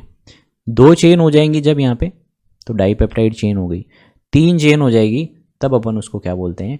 Pre pro collagen. Pre pro collagen और प्रो कोलेजन में डिफरेंस ये है कि प्री प्रो कोलेजन जो होते हैं वो इंटरवाइन नहीं होते हैं एक दूसरे के अंदर, बट जैसे ही वो प्रो कोलेजन बनते हैं ये सारी चेन जो है इंटरवाइंड हो जाती हैं एक दूसरे के अंदर। फिर आगे इनकी असेंबली होगी, ये कोलेजन मॉलिक्यूल बनता है जिसको अपन क्या कहते हैं? ट्रोपो कोलेजन। अब काफ़ी सारे ट्रोपो कोलेजन जो हैं वो कोलेजन फाइब्रिल बनाते हैं और फाइब्रिल से फाइबर बनता है। असेंबली है ये। अब अपन देखेंगे असलियत में होता क्या है पीछे। तो ये एक आप इसका डायग्राम देख रहे हो।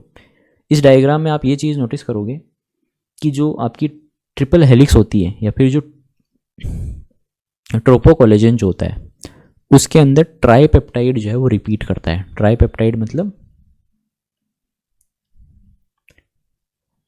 3 पेप्टाइड चेन्स रिपीट करती हैं। तो आप देख रहे हो यहाँ पे एक पेप्टाइड चेन, दूसरी एंड तीसरी, देन अगेन यही रिपीट हो रहा है, अगेन ये रिपीट हो रहा है। तो एक ट्रोपोकोलेजन का डायग्राम है, थोड़ा खोल के दिखाया हुआ है जिससे कि आप समझ सको। तो ट्राईपेप्टाइड के अंदर या फिर ट्रोपोकोलेजन के अंदर एक खासियत होती है कि इसके अंदर मोस्टली 3 चीज़ें होती हैं। तो पहला अमीनो एसिड जो है वो मोस्टली या ऑलमोस्ट ग्लाइसिन होता है। दूसरा अमीनो एसिड जो होता है वो होता है आपका मोस्टली कहूँगा मैं, वो प्रोलीन होगा। और तीसरा जो है अमीनो एसिड वो आपका ऑलमोस्ट हर बार हाइड्रोक्सी प्रोलीन या फिर हाइड्रोक्सी लाइसिन, इनमें से कुछ भी हो सकता है। तो 5 hydroxy lysine, 4 hydroxy proline, 5 hydroxy proline, इन तीनों में से कुछ भी हो सकता है वो। तो आप देखोगे तो यहाँ पे आप देख रहे हो हाइड्रोक्सी प्रोलीन बहुत ज़्यादा मिल रहा है आपको, तो आपको याद रखना है। और फर्स्ट में ऑलमोस्ट सभी जगह ग्लाइसिन है, ध्यान से देखना, और सेकंड में भी मोस्टली प्रोलीन है। ओके, तो क्वेश्चन आ जाए एग्जाम में कि ये तीनों का अरेंजमेंट क्या है, तो वैसे ऐसा कहा जाता है कि glycine x and y arrangement में रहते हैं। X mostly is proline and y mostly is hydroxyproline और हाइड्रोक्सी लाइसिन। तो ये एक अरेंजमेंट रहता है ट्रोपोकोलेजन का। और प्रोलीन जो है वो ज़्यादा क्यों होता है गाइस, कोई आइडिया किसी को? प्रोलीन इतना ज़्यादा क्यों होता है?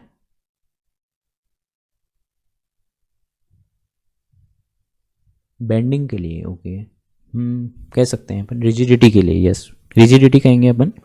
और वो क्या करता है, टाइट जंक्शंस जो होते हैं, टाइट जंक्शन का फॉर्मेशन करता है। अल्फा हेलिक्स जो चेन है, हेलिक्स चेन, उन तीनों के अंदर टाइटनिंग करता है, उनको टाइट करने की कोशिश करता है, टाइट जंक्शंस का फॉर्मेशन करता है प्रोलीन।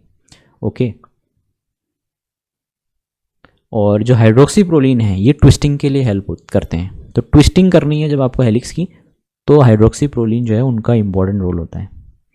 और आपको बता दूं, प्रोलीन एंड हाइड्रोक्सी प्रोलीन, सिर्फ प्रोलीन एंड हाइड्रोक्सी प्रोलीन दोनों मिल के 30% जो है कोलेजन के अंदर होते हैं। मतलब 30% जो हिस्सा है वो ये दोनों ले जाते हैं। ओके, तो ये चीज़ समझ में आ गई आप लोगों को। अब यहाँ पे हाइड्रोक्सिल लाइसिल का डायग्राम दे रखा है, स्ट्रक्चर दे रखा है, कैसे होते हैं। 3 हाइड्रोक्सी प्रोलीन, 4 हाइड्रोक्सी प्रोलीन और ये 5 हाइड्रोक्सी लाइसिन। तो आप क्या देख रहे हो इसके अंदर, ये प्रोलीन है, इस पे 4th पोजीशन पे एक OH ग्रुप है, हाइड्रोक्सिल ग्रुप, इसमें 3rd पोजीशन पे OH ग्रुप है, ये 3rd पोजीशन है, ये 4th पोजीशन है, और लाइसिन के 5th पोजीशन के ऊपर एक हाइड्रोक्सिल रेसिड्यू है। तो स्ट्रक्चर में ज़्यादा डिफरेंस नहीं, अमीनो एसिड का याद है तो ये भी याद है आपको। अब अपन आते हैं कि प्रोलीन जो है उससे हाइड्रोक्सी प्रोलीन कैसे बनता है। बहुत इंपॉर्टेंट है ये वाली स्लाइड। क्यों इंपॉर्टेंट है? क्योंकि प्रोलीन उसके साथ में सबसे पहली चीज़ है ऑक्सीजन, वेरी इंपॉर्टेंट। फिर उसके बाद में इसके साथ में एस्कॉर्बिक एसिड लिखा हुआ है। Ascorbic acid is your vitamin C. तो vitamin C along with oxygen is necessary to form hydroxy proline from proline, very important. जब हाइड्रोक्सी प्रोलीन बनेगा तब ऑक्सीजन तो उसको चाहिए और CO2 वो रिलीज़ करता है। यहाँ पे एक और कन्वर्जन हो रहा है अल्फा कीटोग्लूटारेट से सुसिनेट का, ये अपन प्लांट फिजियोलॉजी में कवर करेंगे ऐसा क्यों होता है। Along with that iron very much necessary. ये तीनों पॉइंट आपको याद होनी चाहिए, iron, vitamin C and oxygen important है। इसीलिए क्या होता है, विटामिन सी की कमी से क्या होती है, कमजोरी, दांतों के अंदर, हड्डियों में, बालों में स्कर भी हो जाता है, यस। तो विटामिन सी इसलिए इम्पोर्टेंट है क्योंकि उससे हाइड्रोक्सी प्रोलीन बनता है, ये याद रखना आप। अब अपन आते हैं बायोसिंथेसिस प्रोसेस पे। तो बायोसिंथेसिस प्रोसेस को अगर मैं एक सिंपल भाषा में समझाऊँ आप लोगों को, तो सिंपल भाषा में ये है कि एक बहुत छोटी सी ट्रिक है इसकी। वो छोटी सी ट्रिक ये है कि मान लो आपके घर में आए हुए हैं गेस्ट को आते ही आप क्या दोगे, शिकंजी पानी के साथ में। फिर उनको आप खिलाओगे मीठा, मीठा मतलब शुगर। हाँ, वो नॉर्मल गेस्ट के लिए होता है, ये गेस्ट अलग है थोड़ा, ओके। एंड देन आप उनको क्या बोलोगे, इजाज़त दोगे आप उनको जाने की। ओके, तो जी फॉर ग्लाइसिन, मोस्टली ग्लाइसिन बनता है एक पहली वाली में, यस, तो उसको ग्लाइसिन को यहाँ से शुरुआत हो गई है इसकी, और एक चेन बनती है 3 की, एंड देन चेन बनती है, देन चेन बनती है, एंड ग्लाइसिन तो फर्स्ट में आ गया। हाइड्रोक्सी प्रोलिन आता है इस थर्ड के अंदर, तो हाइड्रोक्सी प्रोलिन के लिए क्या ज़रूरी है, vitamin C and water, oxygen के साथ में।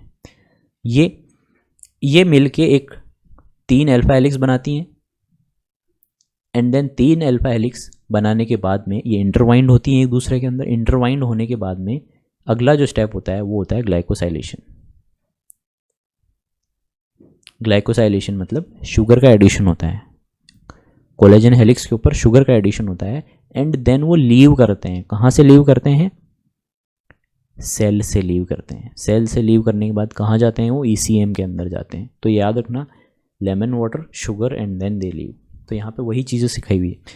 यहाँ पे आपका कोलेजन का mRNA है, N to C डायरेक्शन के अंदर ही चल रहा है। सबसे पहले OH ग्रुप ऐड होगा, मतलब पानी, वाटर। एस्कॉर्बिक एसिड क्यों ज़रूरी है, क्योंकि हाइड्रोक्सिल प्रोलिन बनाना है अपन को। अब ये होने के बाद में शुगर का एडिशन स्टार्ट होगा। शुगर का एडिशन होने के बाद में यहाँ पे लिंकिंग होगी, डाइसल्फाइड लिंकिंग हो रही है, मतलब क्रॉस वाइंडिंग हो रही है अल्फा हेलिक्सेस के बीच के अंदर। एंड क्रॉस वाइंडिंग होने के बाद में इन्होंने एक स्ट्रक्चर बना लिया है, फाइब्रस स्ट्रक्चर बना लिया है, जिसके पास में हाइड्रोक्सिल प्रोलिन भी हैं, शुगर रेसिड्यूज़ भी हैं, डाइसल्फाइड लिंकेजेस भी हैं। अब क्या होगा, ये इसका एंडोसाइटोसिस होगा। एंडोसाइटोसिस होने के बाद में ये प्लाज्मा मेम्ब्रेन पे जाएगा, फ्यूज़ करेगा, एंड देन एक्सोसाइटोसिस होके ECM में चला जाएगा। ट्रोपोकोलेजन ECM के अंदर है।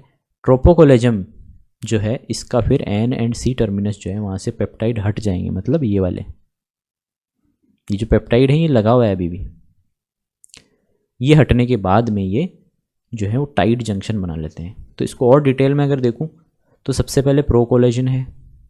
उस procollagen assembly of pro alpha, alpha हटा देना इससे, alpha pro chains into procollagen triple helix. तो प्रोकोलेजन ट्रिपल हेलिक्स बन गया है। इसके अंदर आप देख रहे हो ये चीज़ रिमूव नहीं हुई है अभी भी। अब ये प्रोकोलेजन जो है वो गोल्जी एपरेटस से एक्स्ट्रा सेलुलर मैट्रिक्स में सिक्रीट हो जाएगा। वहाँ पे इसके पेप्टाइडेजेस एक्ट करेंगे, प्रोकोलेजन पेप्टाइडेजेस, और वो यहाँ से कट लगाएंगे। अब ये ट्रोपोकोलेजन बन जाएगा। ट्रोपोकोलेजन के अंदर फ्री टर्मिनस नहीं होते हैं। अब ये कोलेजन फाइब्रिल्स बनाएगा। कोलेजन फाइब्रिल्स या फिर कोलेजन जो है स्पॉन्टेनियसली असेंबल होगा, उसको कोई एनर्जी की ज़रूरत नहीं है। अब असेंबली होने के बाद में उसमें लाइसिल ऑक्सीडेज आएगा और वो क्रॉस वाइंडिंग में हेल्प करेगा। ऐसे क्रॉस वाइंडिंग होते ही उसके अंदर और ज़्यादा जो है स्ट्रेंथ आएगी उसके अंदर। ओके, तो एल्डोल क्रॉस रिंग होती है यहाँ पे लाइसिल ऑक्सीडेज से। इसको एल्डोल क्रॉस लिंक्स भी कहते हैं। इसके अंदर आप देखो एक लाइसिन रेसिड्यूज हैं 2, लाइसिल ऑक्सीडेज नाम का एक एंजाइम आएगा, वो इसको कौन से फंक्शनल ग्रुप में कन्वर्ट करेगा, यस, व्हाट इज COH, कौन सा फंक्शनल ग्रुप है ये, aldehyde, that is right, CHO। Okay, तो एल्डिहाइड डेरिवेटिव इसको अपन एलिलाइसिन कहते हैं। याद क्या रखना है, 2 लाइसिन जो होते हैं उनके लाइसिल ऑक्सीडेज एक्ट करने से एलिलाइसिन बनता है। एलिलाइसिन जो है वो फिर क्रॉस लिंकिंग करके एल्डोल क्रॉस रिंग बनाएगा। तो आप यहाँ पे देख सकते हो इसमें एक अल्कोहल ग्रुप भी है और एल्डिहाइड भी है, इसलिए उसको एल्डोल कहा है। तो वो चीज़ यहाँ लास्ट स्टेप के अंदर होती है और उसकी वजह से क्रॉस लिंकिंग होती है कोलेजन फाइब्रिल्स के अंदर, जिससे कि उनकी स्ट्रेंथ जो है वो इंक्रीज हो जाती है और वो बहुत ज़्यादा टाइट हो जाते हैं। और अल्फा हेलिक्स, अच्छा ये तो समझ में आ गया सभी को, एल्डोल क्रॉस रिंग्स सभी को। जस्ट गो थ्रू कर लेना आप कि क्या चीज़ हो रही है प्रोसेस के अंदर, क्या क्या चीज़ें इंपॉर्टेंट है। जैसे विटामिन C हो गया, ऑक्सीजन ज़रूरी होगी, पानी ज़रूरी हो गया, शुगर का एडिशन ज़रूरी हो गया, एक्सोसाइटोसिस होता है, कहाँ पे सिंथेसाइज हो रहा है, ये सब इंपॉर्टेंट है। और ये 3 glycine, proline and then hydroxy proline और हाइड्रोक्सी लाइसिन इंपॉर्टेंट है।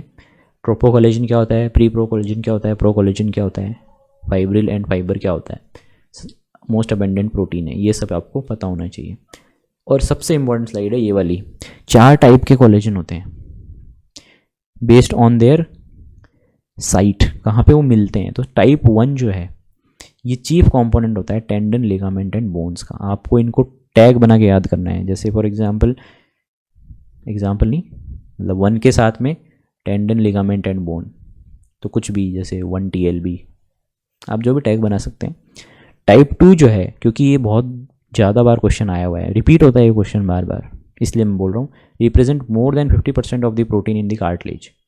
It is also use to build the notochord of the vertebrate embryo, very important. Type 3 जो है वो स्ट्रेंथ करता है होलो स्ट्रक्चर्स, जैसे इंटेस्टाइन को, आर्टरीज को, यूट्रस को, जहाँ पे प्रेशर बिल्ड होता है ना बॉडी में, वहाँ पे टाइप 3 वाले होते हैं। टाइप 4 सबसे इंपॉर्टेंट है, बेसल लेमिला में होता है, एपिथीलिया की, वेरी इंपॉर्टेंट। और ये सबसे इंपॉर्टेंट है ग्लोमेरुलस जो होता है एपरेटस, देखा है किडनी के अंदर ऐसा कुछ फिल्ट्रेशन होता है, उसके जो एपिथीलिया होता है उसके अंदर आपको मोस्टली टाइप 4 कोलेजन मिलेगा। ये एक मैश नेटवर्क बनाता है और फिल्ट्रेशन प्रोसेस के अंदर हेल्प करता है, इसलिए इसका आइडिया होना चाहिए आपको, ठीक है। इन सब के मैच द फॉलोइंग क्वेश्चन आते हैं, या कई बार डायरेक्ट क्वेश्चन भी आ जाते हैं, तो याद रखना इसको। ये कोलेजन हेलिक्स का डीनेचुरेशन कर्व है। तो क्या है इसके अंदर कि जब 0.5 यहाँ पे 20 डिग्री पे ये डीनेचर हो रहा है, ये एग्जाम्पल है आपके एल्फा हेलिक्स का। ये जो डायग्राम है ये एल्फा हेलिक्स का है। कोलेजन का कौन सा है, ये वाला, 40 डिग्री टेम्परेचर, तो अप्रॉक्सीमेटली 40 डिग्री इसका मेल्टिंग टेम्परेचर है। इसका मतलब क्या देख रहे हो आप कि जब बॉडी का टेम्परेचर बहुत ज़्यादा होगा तब आपका कोलेजन जो है वो डीनेचर होगा, ओके, तब जाके कोलेजन टूटेगा। तो आपको याद रखना है कि ये थोड़ा रिजिड होता है, इसीलिए इसका मेल्टिंग टेम्परेचर ज़्यादा है। डिजीज़ एसोसिएटेड ईथर Danlos syndrome, osteogenesis imperfecta and Marfan syndrome, very important तीनों। Collagen is the building block, this disorder leads to significant deterioration in the mechanical integrity of the tissue. तो tissue के mechanical integrity के अंदर problems आती हैं, इस वजह से ये डिसऑर्डर्स होते हैं। ये था अपना लास्ट टॉपिक। और कल अपन केराटिन पढ़ेंगे, इलास्टिन के बारे में जानेंगे। आई थिंक घंटा भर ही लगेगा अपन को कल, ज़्यादा नहीं लगेगा। एंड फिर अपन मंडे को क्लास करेंगे, मतलब ओरिजिनल क्लास मंडे को, सैटरडे को अपन क्वेश्चंस का डिस्कशन करेंगे। ओके गाइज, आज के इस सेशन में किसी को कोई डाउट? चलो okay guys, then thank you very much. See you guys in the next class at Saturday. There we will be discussing the weekly quiz 1, all the 20 questions. So see you guys on Saturday. Thank you very much. Bye bye, take care.